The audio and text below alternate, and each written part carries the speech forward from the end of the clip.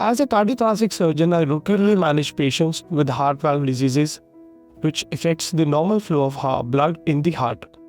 These valves act as one-way gate which allows efficient circulation.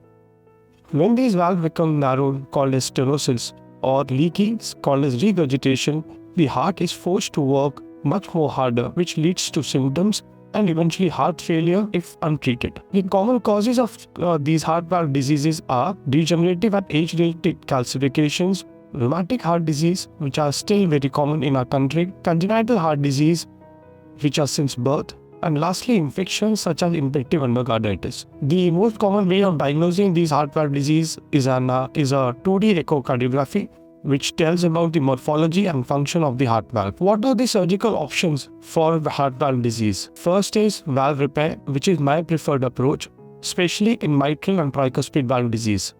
The advantage of valve repair is that it preserves the native valve of the patient. Second, it leads to a better heart function.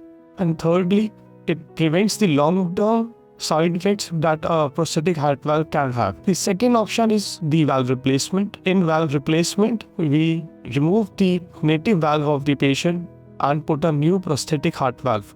There are two options for that. One is mechanical valve and second is biprosthetic valve. The mechanical valve has a longer durability but requires lifelong anticoagulation.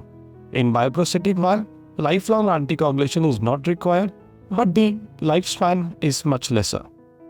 The option for choosing both of these valves are determined by multiple factors such as age, lifestyle, occupation, medical condition, and lastly, personal preferences. As a cardiothoracic surgeon, my focus is on delivering precise, evidence-based, and compassionate care.